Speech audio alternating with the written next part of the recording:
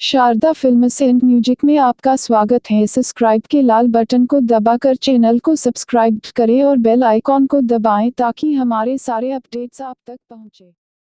Singer Ajay चौपाल थे।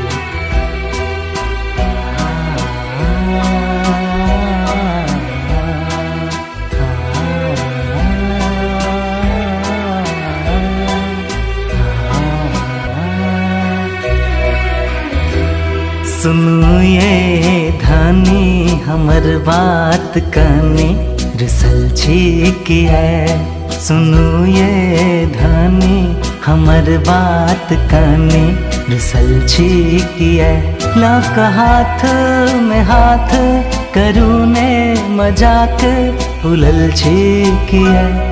सुनो ये धानी हमर बात काने रिसल की है।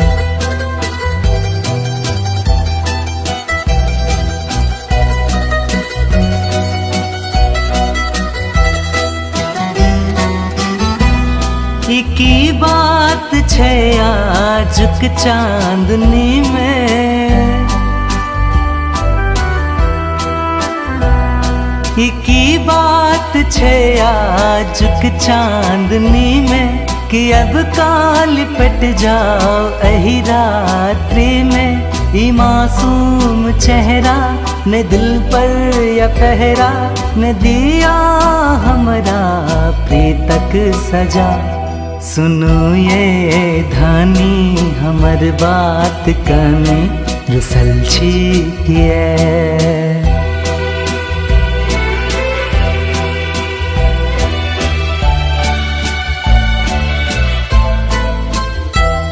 यौवन हमर उड़ावे अननिया,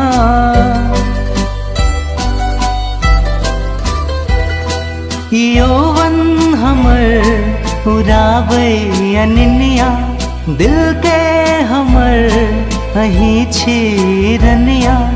ठोरक लाली इनना शिकारी अहिक बार सा हम बचब से कोना। सुनो ये धानी हमर बात काने रिसल की है।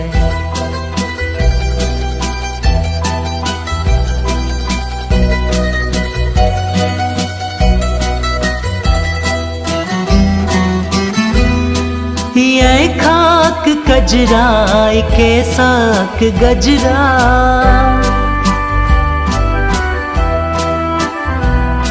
ये खाक कजरा के साक गजरा।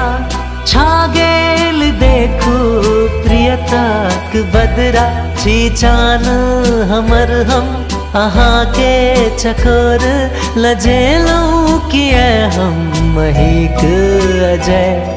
सुनो ये धानी हमर बात काने रिसल की है। लाक हाथ में हाथ करूँ ने मजाक फूलल की है।